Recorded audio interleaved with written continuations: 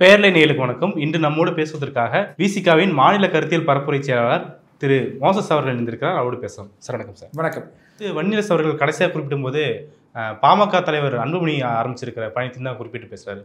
2 பயணமே மக்களுக்கானதல்ல, அவங்களுடைய சொந்த லாபத்துக்கானது அப்படின்னு சொல்லி விமர்சிக்கிறாரு. இந்த இடத்துல அன்புமணியோட பயணம், அதை பற்றி உங்களுடைய விமர்சனம், அது எப்படி புரிஞ்சுக்கிறது? அதாவது அன்புமணி மக்களை நோக்கி பயணம் பண்ணுறாரு, தன்னுடைய அரசியலை பேசுகிறாருன்றதெல்லாம் தாண்டி அன்புமணி போக வேண்டிய இடமே நாடாளுமன்றத்துக்கு போனாரான்னு பார்த்தோன்னா நாடாளுமன்றத்தில் ரொம்ப ரொம்ப புவர் அட்டனன்ஸ் உடைய ஒரே ஒரு பார்லிமெண்டேரியன் யாருன்னா அது அன்புமணி தான். அப்போது நீங்கள் எங்கே போயிட்டு மக்கள் பிரச்சனையை பேசணுமோ அந்த இடத்துல நீங்கள் கோட்டை விட்டுட்டீங்க. லாஸ்ட் நாள் செஷனில் கூட நீங்கள் ஆப்சென்ட். இப்போ மக்களை நோக்கி போகிறன்றது தான் முழுக்க முழுக்க அரசியல் காரணத்துக்காக தான் இவர் போகிறார். இவர் சொல்கிற போது என்ன சொல்கிறார், கான்ஸ்டியூஷனில் சொல்லியிருக்கக்கூடிய ஃபண்டமெண்டல் ரைட்ஸ், அடிப்படை உரிமைகளை இம்ப்ளிமெண்ட் பண்ணுறதுக்குன்னு ஒரு லிஸ்ட்டு கொடுக்குறாரு. அந்த லிஸ்ட்டெல்லாம் யார் தடுக்கிறா? படிச்சுட்டு வரும்போது நல்லா தான் இருந்தது அந்த லிஸ்ட் எல்லாமே. சரி, யார் கடைசியாக இந்த லிஸ்ட்டெலாம் யார் இம்ப்ளிமெண்ட் பண்ண விடாமல் தடுக்கிறான்னு பார்த்தோன்னா பிஜேபி சொல்லுவார்னு பார்த்தா டிஎம்கே சொல்கிறார். நான் என்ன சொல்கிறேன், இந்திய அரசியலமைப்பு சட்டத்துடைய அடிப்படை உரிமைகளை இம்ப்ளிமெண்ட் பண்ணணும் அப்படின்ற பேசக்கூடிய அன்புமணி அவர்களுக்கு இந்தியன் கான்ஸ்டிடியூஷனையே சேஞ்ச் பண்ணணும்னு சொல்லிட்டு உத்தரப்பிரதேசில் ஒரு சாதுக்கள் கூட்டம் வெளிப்படையாக டிக்ளேர் பண்ணாங்க. அஃபென்ஸ் அகெயின்ஸ்ட் கான்ஸ்டிடியூஷன், அது பெரிய அஃபென்ஸ். அது அப்போ இந்திய அரசியலமைப்பு சட்டத்தை மாற்றணும், இந்தியாவுடைய தலைநகரை மாற்றணும், இந்தியாவுடைய நேஷனல் ஃப்ளாகை மாற்றணும், மொத்தமாக இந்தியாவை ஒரு சனாதன நாடாக, ஒரு இந்து வர்ணாசிரம கோட்பாடை உள்வாங்கிய ஒரு நாடாக உருவாக்கணும். அதுக்கான கான்ஸ்டியூஷனை நாங்கள் ரெடி பண்ணிட்டோம் பாருங்கன்னு சொல்லிட்டு ஒரு பேரலல் டிராஃப்ட் கான்ஸ்டியூஷனை தூக்கி காட்டினாங்க. அன்புமணி ராமதாஸ் அதை எதிர்த்து ஏதாவது பேசினாரா? இந்திய அரசியலமைப்பு சட்டம் இன்னைக்கு இருக்கிறதுனால தான் உங்களுக்கு இடஒதுக்கீடு பற்றி பேச முடியுது. அப்போ நீங்கள் இந்தியன் கான்ஸ்டியூஷனை பற்றி அன்றைக்கி ஒரு பேரலல் கான்ஸ்டியூஷன் உருவாக்குனாங்கல்ல ஒரு சாதுக்கள் கூட்டம், பிஜேபியுடைய ஷேடோ பார்ட்டி, அவங்கள எதிர்த்து இவர் ஏதாவது பேசினாரா? அப்போ இது அரசியலுக்காக, முழுக்க முழுக்க அரசியலுக்காக இவர் பண்ணக்கூடிய ஒரு விஷயம். ரெண்டாவது, அவரை எம்பவர் பண்ணிக்க வேண்டிய தேவை இப்போ இருக்குது. அவங்க அப்பா கூட நடக்கிற ஒரு பெரிய சண்டை நடந்துட்டு இருக்கு. ஸோ அப்போ அந்த பிரச்சனையிலிருந்து பாமக என்னுடைய தலைமையின் கீழே தான் இருக்குது அப்படிங்கிறத ஸ்ட்ராங்காக யாருக்கு சொல்லணும்னா ஏடிஎம்கேக்கு சொல்லணும், பிஜேபிக்கு சொல்லணும். ஏன்னா அப்போ தான் நம்ம பேரம் பேச முடியும். அப்போ தான் நம்மளுக்கு வர வேண்டிய விஷயங்கள்லாம் சேரும், இல்லைன்னா வராது. அப்போது மருத்துவரால் ஐயாவால் ராமதாஸால் இந்த மாதிரியான நடப்பயணங்கள், மக்களை போய் சந்திக்கக்கூடிய விஷயங்கள் அவரால் பண்ண முடியாத சூழலில் இருக்கார், ஏஜ்டு. ஸோ அதனால் அன்புமணி ராமதாஸ் என்ன பண்ணுறாருன்னா, பாமக என்னுடைய தலைமையின் கீழே தான் இருக்குது அப்படின்றத கூட்டணி கட்சிக்கோ பிஜேபிக்கோ ஏடிஎம்கேக்கோ சொல்கிறதுக்காகவும் இவரை நிலைநிறுத்திப்பதற்காக தான் அதை போராட தாண்டி மக்கள் நலன் சார்ந்து இதில் எதுவுமே கிடையாது. அப்படி இருந்திருந்தால் நான் பாமகக்கும் ஏடிஎம்கேக்கும் சொல்கிறது ஒரே ஒரு விஷயம்தான், நீங்கள் திமுகவை விமர்சிக்காமல் போங்க, அது உங்கள் விருப்பம். ஆனால் பாஜகவால் தமிழ்நாட்டுக்கு ஏற்பட்டிருக்கிற ஆபத்தை பற்றி ஏதாவது 2 விஷயங்கள் நீங்கள் சொல்ல தயாராக இருக்கீங்களா? ஒரு விஷயம் சொல்லுங்கள். அப்படி எதுவுமே நடக்கலை, பாஜக தமிழ்நாட்டுக்கு நன்மை செய்கிறது மட்டும்தான் தன்னுடைய வாழ்நாள் கொள்கையாக வச்சுருக்குன்னா அதையும் சொல்லுங்கள். மக்களை நோக்கி போய் சொல்லுங்கள். மக்களை சந்திக்கிறது என்றது என்ன? மக்களை அவங்கள பொலிட்டிசைஸ் பண்ணுறது, பொலிட்டிக்கல் இக்னரன்ஸ் அவங்கக்கிட்ட இருந்து ரிமூவ் பண்ணுறது, அவங்கள சந்திக்கிறதுன்றது என்னென்னா அவங்களோட ஒரு உரையாடல் தான்.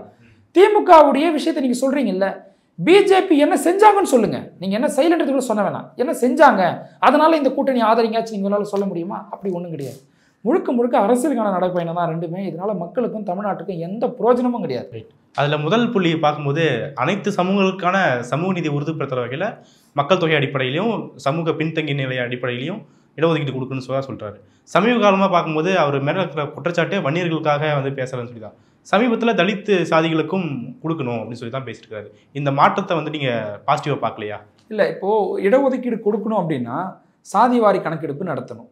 சாதிவாரி கணக்கெடுப்பு நடத்தக்கூடிய அதிகாரம் கான்ஸ்டியூஷன் வைஸ் யாருக்கு இருக்குது அப்படின்னா ஒன்றிய அரசுக்கு தான் இருக்குது. இப்போ ஒன்றிய அரசோட கூட்டணியில் இருக்கிற ராமதாஸ் அவர்களோ இல்லை அன்புமணி ராமதாஸோ இந்த கேள்வியை யாரை நோக்கி கேட்கணும்? உங்கள் கொஸ்டின்லாம் ரைட்டு தான், பட் யாரை நோக்கி கேட்குறீங்கன்றது இருக்குல்ல. நான் கவுன்சிலர் கிட்ட போயிட்டு எம்எல்ஏக்கான பவரை பற்றி பேச முடியுமா? எம்எல்ஏ கிட்ட போயிட்டு நான் எம்பிக்கான பவரை பற்றி பேச முடியுமா? இல்லை எம்பி கிட்ட போயிட்டு நான் மாநில அமைச்சருக்கான அதிகாரத்தை பற்றி பேச முடியுமா? அப்போ செப்பரேஷன் ஆஃப் பவர்னு ஒன்று இருக்குல்ல, ஒரு கோட்பாடு இருக்குல்ல கான்ஸ்டியூஷனில்.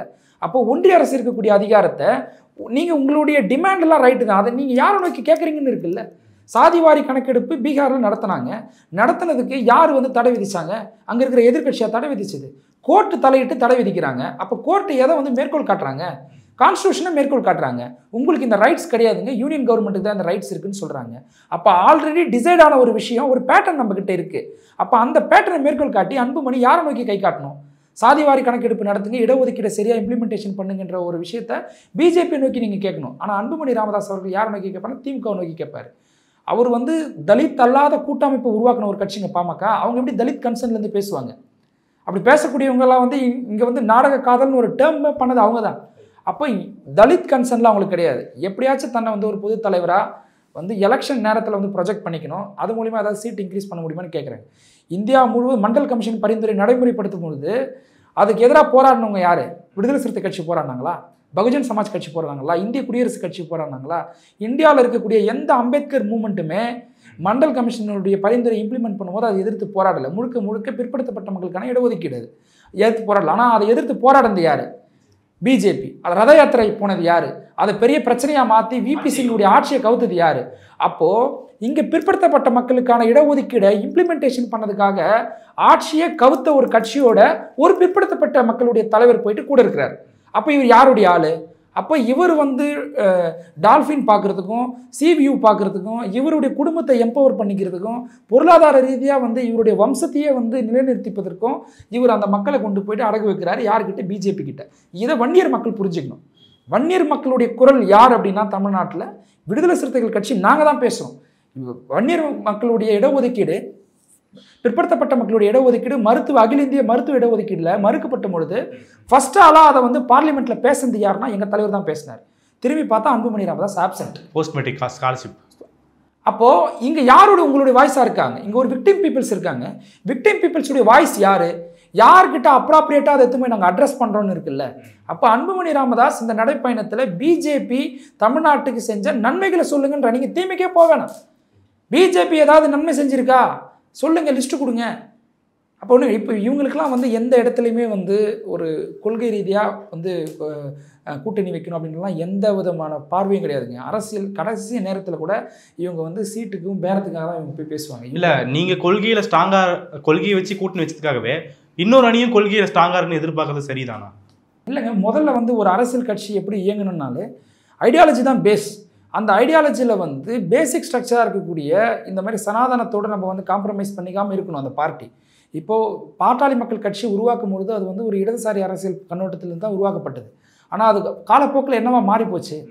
அப்போ அது இருக்குல்ல. அப்போ நீங்கள் அந்த இடத்துல யாரோட போய் நீங்கள் காம்ப்ரமைஸ் பண்ணிக்கிறீங்கன்னு இருக்குல்ல. ஆனால் இவங்களை பற்றிலாம் யாருமே வந்து பேச மாட்டாங்க. இவங்க எந்த அளவுக்கு சுயமரியாதையை விட்டு கொடுத்து போனாங்க. இப்போது எடப்பாடி பழனிசாமி அவர்களை பற்றி ராமதாஸ் அவர்கள் எவ்வளோ கடுமையான பொலிட்டிக்கலாக கமெண்ட் பாஸ் பண்ணியிருக்காரு நம்ம பார்த்தோம். டயர் நக்கிகள் என்னார்? திராவிட கட்சிகளோட உறவு வைப்பதற்கு தாயுடன் வந்து உறவு வைப்பதற்கு சமம்லாம் பேசினாங்க. ஆனால் திருப்பியும் போயிட்டு இவங்க கூட்டணி வச்சாங்க. இவங்களெல்லாம் யாரும் கிரிட்டிக்ஸ் பண்ண மாட்டாங்க. எங்கள் தலைவர் திமுக கூட்டணியில் இருந்தால் கூட விடுதலை சிறுத்தைகள் கட்சி இன்னைக்கு திமுக கூட்டணியில் இருக்கக்கூடிய கட்சிகள்லேயே திமுகவுடைய அரசை எதிர்த்து அதிகமாக ஆர்ப்பாட்டம் போராட்டம் நடத்தின கட்சி எதுனா விசிகா தான். நாங்கள் எந்த இடத்துலையுமே எங்கள் சுயமரியாதை விட்டு கொடுத்தது கிடையாது. ஆனால் எங்களை இவங்க வந்து கமெண்ட்ஸ் பண்ணுவாங்க. 2 சீட்டுக்கு போகிறாங்க, பிளாஸ்டிக் சேருக்கு அப்படின்னு எங்களை வந்து கமெண்ட் பண்ணுவாங்க. பிளாஸ்டிக் சேரோ எதுவோ எங்கள் தலைவர் தான் எல்லா இடத்துலையுமே டிசைடிங் ஃபேக்டராக இருக்கிறாரு. எடப்பாடி பழனிசாமிக்கு ஏடிஎம்கேவுடைய இந்த விர்ச்சுவல் வாரியர்ஸை பார்த்து நான் கேட்குறேன். நிறைய இடங்களில் எங்கள் தலைவரை இந்த மாதிரி அவங்க கிரிட்டிசைஸ் பண்ணுறாங்க. அதெல்லாம் நான் சொல்கிறேன், பிளாஸ்டிக் சேருக்கு நீங்கள் குற்றம் சாட்டுறீங்க. பிளாஸ்டிக் சேருக்கு உள்ள இடையில பூந்து போய் தான் உங்கள் தலைவர் வந்து தலைவராக மாறினார். அப்போது ஒரு லீடர்ஷிப்புக்கு எந்த குவாலிட்டியுமே இல்லாத ஒரு லீடராக இருக்கிறார் எடப்பாடி பழனிசாமி. யாருக்கிட்ட அரசியல் பேசணும்னு தெரியல. விஜய் கிட்ட ஒரு சின்ன வந்து ஒரு முனிசிபாலிட்டி எலெக்ஷனை கூட தனித்து ஃபேஸ் பண்ணாத தாவேக்காவை போயிட்டு கூட்டணி கூப்பிடுறாரு. நீங்கள் தமிழ்நாட்டை ஆட்சி செஞ்ச கட்சி, ஆண்ட கட்சி, ஆள போகிற கட்சின்னு சொல்கிறீங்க. நீங்கள் தாவேக்காவையும் நாம் தமிழரும் போய் கூப்பிட்றீங்க. அப்போது இவர் வந்து இந்த மாதிரியான ஒரு வியூலாம் ஒரு ஜெயலலிதா அம்மையார் இருக்கும்போதோ எம்ஜிஆர் இருக்கும்போதெல்லாம் கிடையாதுங்க. அப்போது இப்போ தான் வந்து இதெல்லாம் மாறி இருக்கு. அப்போ எடப்பாடி பழனிசாமி ஒரு நல்ல ஒரு சரிஸ்மாட்டிக் லீடர் கிடையாது. பிஜேபி வந்து அவர் முழுக்க அவர் வந்து டேமேஜ் பண்ணி அந்த இடத்துல பிஜேபி வளர பார்க்குது. இந்த இடத்துல ஏடிஎம்கேவுடைய கேடர்ஸ் விழிச்சிக்கணும். ஆதவர்ஜன் என்ன சொன்னார், நாங்கள் ஏன் அதிமுகவை விமர்சிக்கலன்னா அதிமுகவில் இருக்கக்கூடிய எல்லா கேடர்ஸுமே இங்கே வந்துட்டாங்க அப்படின்றாரு. ஏதாவது ஒரு சின்ன வந்து எதிர்த்து எடப்பாடி பழனிசாமி இதுக்கு கருத்து தெரிவிச்சாரா?